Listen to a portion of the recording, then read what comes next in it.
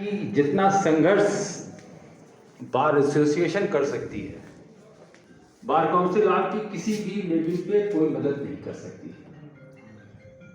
मेरी बात आपको खराब लग सकती हो, सही है। हम लोग की अपनी एक सीमा है। पूरे प्रदेश से 25 मेंबर आप लोग चुन करके भेजते हैं। महीने में एक मीटिंग होती है, हम लोग को टिकटिया मिलता है, हम लोग आते हैं, चाय नाश्ता करते हैं, हाँ वो करते हैं, चले जाते हैं। मगर जमीन पे जो संघर्ष कर रहा है वो आप लोग कर रहे हैं या बार एसोसिएशन करती है। हम लोग तो सिर्फ भाषण देने आते हैं। और जहां तक शासन की सारी पावर जो है एग्जीक्यूटिव के पास है, जो भी वेलफेयर करेगा वो एग्जीक्यूटिव करेगा। और बार काउंसिल जो है संघर्ष के लिए तैयार नहीं होती। जो हमारा सोचना है कि majority of member high court bar association high court के होते हैं, तो बहुमत हाईकोर्ट वालों का होता है।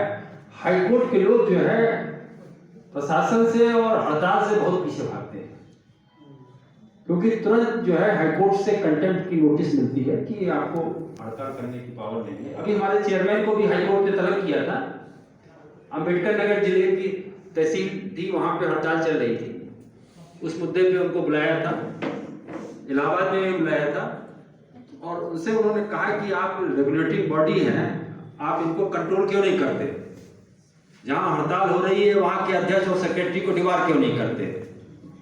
हमारे ऊपर बहुत दबाव हाईकोर्ट सुप्रीम कोर्ट का रहता है। हम लोग की अपनी एक लिमिटेशन है।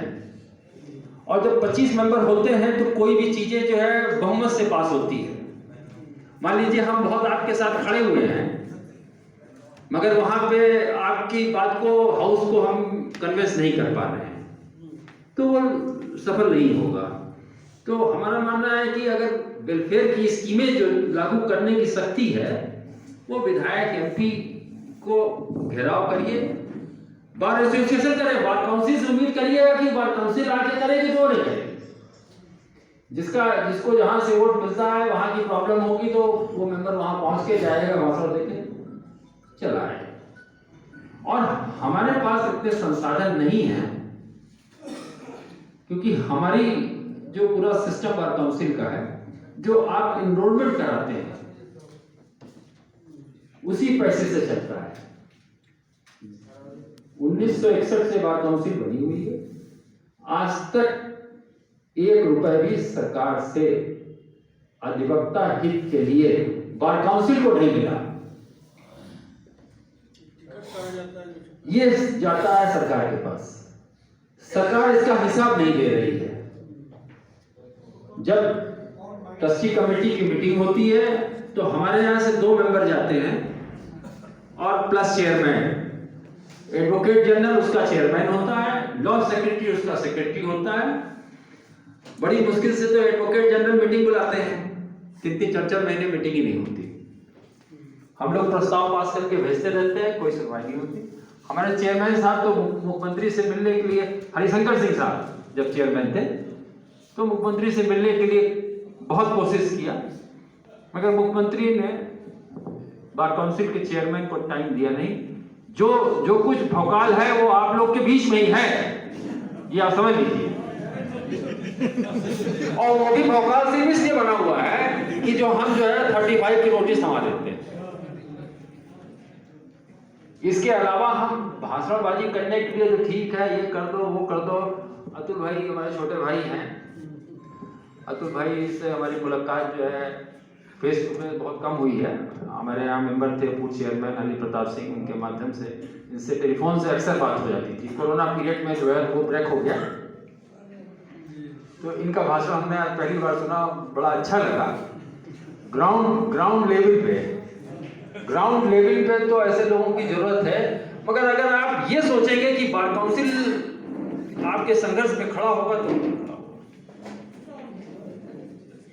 ये मैं 30 साल से मैं बार काउंसिल में हूं। और मैं ये जो मुझसे पूछता है, हमने कहा देखिए स्टैट्यूटरी ड्यूटी जो हमारी है वो हम लाइसेंसिंग अथॉरिटी हैं, हम आपको लाइसेंस देंगे और अगर आपके खिलाफ कोई प्रोफेशनल मिसकंडक्ट की एप्लीकेशन आएगी, जो स्टैट्यूटरी ड्यूटी हम लोग की है, उस पर हम सुनवाई करेंगे।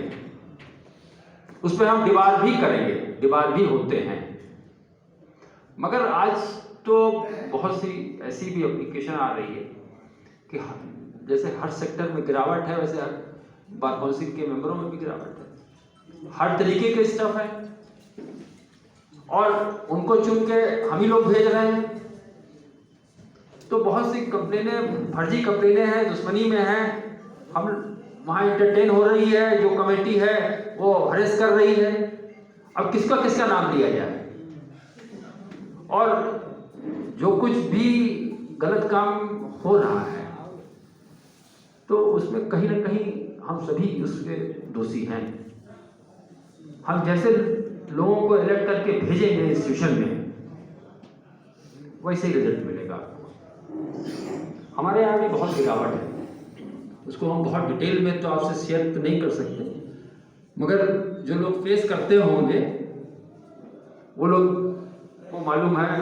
अतुल जी तो बार काउंसिल से काफ़ी जुड़े हुए हैं, अक्सर जो है आपके हित की बारे में किसी न किसी मेंबरों से बात करते रहते हैं।